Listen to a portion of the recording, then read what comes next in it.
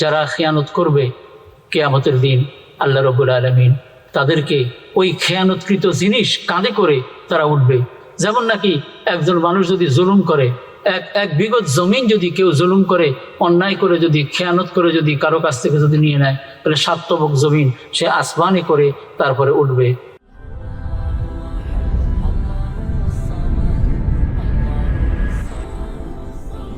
কাবায়ের সিরিজের এই পর্বে আমরা অত্যন্ত গুরুত্বপূর্ণ একটি কবিরা নিয়ে আলোচনা করছি, আর সেটি হলো আল গুলুল মিনাল গনিমা, গনিমতের মাল আত্মসাৎ করা।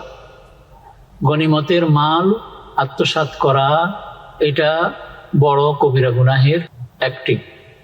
এর সাথে রাজকোষের সম্পদ আত্মসাৎ করা এবং জাকাতের মাল আত্মসাৎ করা একই পর্যায়ের ভুক্ত। আল্লাহ রাব্বুল আলামিন আমভাবে কোরআনে কারিমের মধ্যে বলেছেন সূরাতুল আনফালে 58 নম্বর আয়াতে যে ইন্নাল্লাহা লা ইউহিব্বুল খাইনিন, যারা খেয়ানতকারী, যারা আত্মসাৎকারী, যারা প্রতারণা করে, আল্লাহ রাব্বুল আলামিন তাদেরকে ভালোবাসেন না।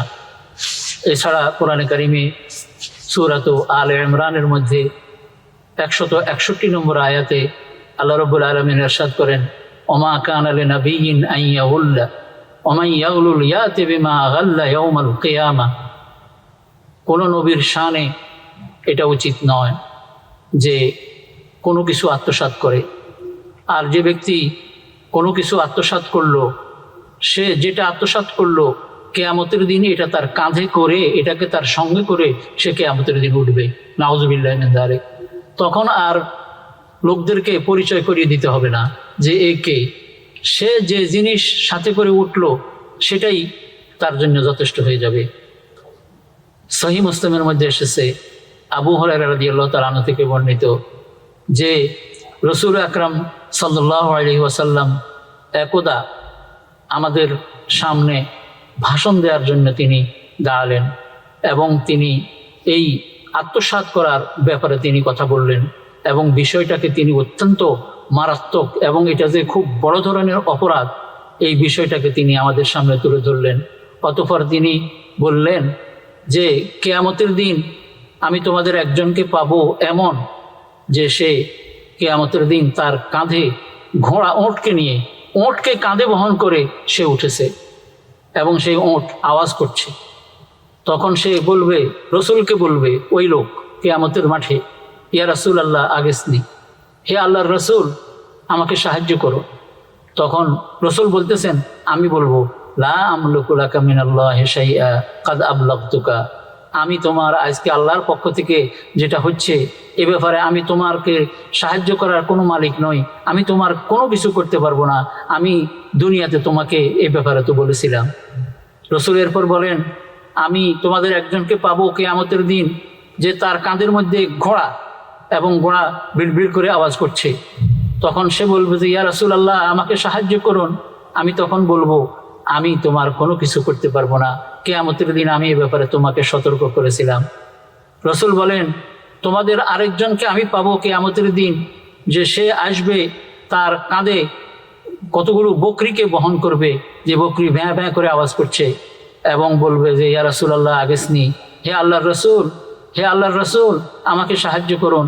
তখন আমি বলবো লা আমলিকু লাকা মিনাল্লাহি শাইআ, আমি তোমার কোনো উপকার করতে পারবো না, কাদ আবলাগতুকা, তোমাকে দুনিয়াতে আমি বলেছিলাম।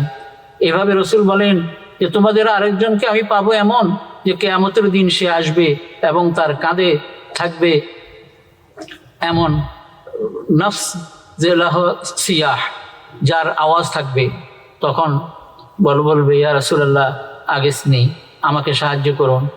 তখন রসুল বলবেন আমি কোনো কিছু তোমাকে করতে পারবো না। এইভাবে রসুল আরও বলেছেন যে একজন কিয়ামতের দিন নিয়ে আসবে, তার কাঁধে থাকবে কিছু কাপড় চোপড় এবং কিছু কাপড় যেগুলো নাকি উঠছে এরকম। তখন সে আমাকে বলবে সাহায্যের কথা। তখন আমি বলবো যে আমি তোমার কিছুই করতে পারবো না, তোমাকে দুনিয়াতে আমি বলেছিলাম।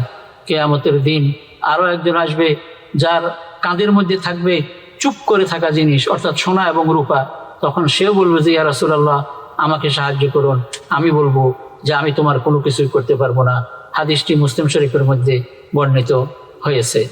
প্রিয় ভাই ও বোনেরা, এই হাদিস থেকে এই বিষয়টি স্পষ্ট হয়ে গেল যে যারা খেয়ানত করবে কিয়ামতের দিন আল্লাহ রাব্বুল আলামিন তাদেরকে ওই খেয়ানতকৃত জিনিস কাঁধে করে তারা উঠবে। যেমন নাকি একজন মানুষ যদি জুলুম করে, এক বিগত জমিন যদি কেউ জুলুম করে, অন্যায় করে, যদি খেয়ানত করে, যদি কারো কাছ থেকে যদি নিয়ে নেয়, তাহলে 7 তবক জমিন সে আসমানে করে তারপরে উঠবে। নবী করিম সাল্লাল্লাহু আলাইহি ওয়াসাল্লাম একদা মিনাতে খুতবা দিতে গিয়ে তিনি বলেছেন, আলা ইন্না দিমাআকুম ওয়া আমওয়ালাকুম ওয়া আরাদাকুম আলাইকুম হারামুন কাহুরমাতি ইয়াউমিকুম হাযা ফি শাহরিকুম হাযা ফি বালাদিকুম হাযা, রাওয়াহুল বুখারী ও মুসলিম। অর্থাৎ জেনে রেখো, তোমাদের রক্ত, তোমাদের সম্পদ, তোমাদের মান ইজ্জত, এগুলো সবগুলো তোমাদের উপর একজনেরটা আরেকজনের উপরে হারাম। কাহুরমাতি ইয়াউমিকুম হাযা, তোমাদের আজকের এই দিনের হুরমতের মতো, সম্মানের মতো, ফি শাহরিকুম হাযা, তোমাদের এই মাসে, ফি বালাদিকুম হাযা, এবং তোমাদের এই শহরে। রাসূল সাল্লাল্লাহু আলাইহি ওয়াসাল্লাম আরো বলেছেন, লা ইয়াকবালুল্লাহু সালাতান বিলা তাহুর ওয়ালা সাদাকাতাম মিন গুলুল। আল্লাহ রাব্বুল আলামিন কোনো সালাত অপবিত্রতা ছাড়া কোনো সালাতকে আল্লাহ রাব্বুল আলামিন কবুল করেন না, এবং কোনো সাদকা যদি কেউ খেয়ানত করে থাকে তাহলে সেটাও আল্লাহ রাব্বুল আলামিন গ্রহণ করেন না। তো রাসূল সাল্লাল্লাহু আলাইহি ওয়াসাল্লাম কেউ যদি খেয়ানত করত তখন তার জানাজা রাসূল সাল্লাল্লাহু আলাইহি ওয়াসাল্লাম নিজে করতেন না। এমনিভাবে রাসূল আকরাম সাল্লাল্লাহু আলাইহি ওয়াসাল্লামের এক খাদেম ছিল। কোনো এক যুদ্ধে এই খাদেম একটা চোরাগুপ্তা একটা তীরের আঘাতে তিনি নিহত হন। তখন সাহাবারা বলল, হানি আল্লাহু শাহাদা ইয়া রাসূলুল্লাহ, হে আল্লাহ রাসূল, তার জন্য মুবারকবাদ হোক এই শাহাদাত। তখন রাসূল বলছিলেন, কাল্লা, কখনো নয়, ওয়াল্লাযী নাফসি বিয়াদিহি, সেই মহান সত্তার নামে কসম করে বলছি যার হাতে আমার প্রাণ, ইন্না শামলাতা লাতালতাহিবু আলাইহি নারান, সে যুদ্ধের মাল গনিমত থেকে যেই চাদরখানি সে আত্মসাৎ করেছিল সেটা তার উপরে এখন আগুন হয়ে জ্বলছে। আখাযাহা মিনাল গানাইমি ইয়াউমা খাইবার লাম তুসিবহাল মাকাসিম, বন্টনের পূর্বে খাইবারের দিন গনিমতের মাল থেকে সে এটা নিয়েছিল। এই কথা শোনার পরে লোকেরা খুব ভয় পেয়েছে।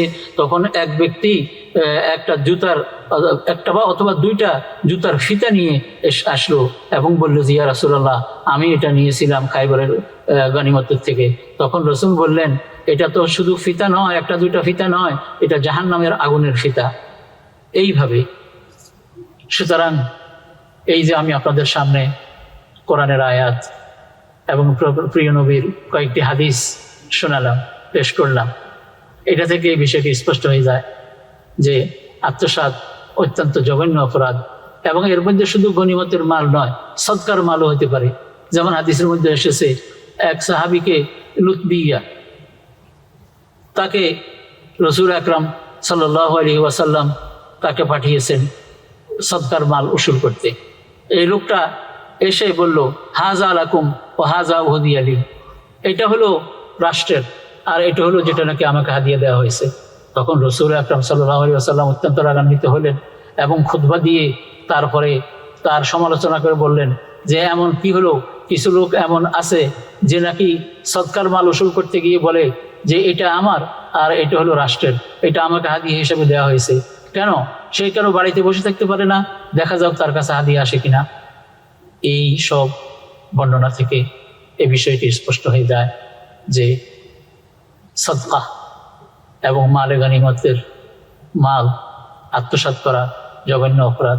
আল্লাহ রাব্বুল আলামিন আমাদের সকলকে এই জাতীয় গর্হিত ঘৃণিত কাজ থেকে হেফাজত করুন, আমিন। ওয়া আখিরু দাওয়ানা আনিল হামদুলিল্লাহি রাব্বিল আলামিন। আসসালামু আলাইকুম ওয়া রাহমাতুল্লাহি ওয়া বারাকাতুহু।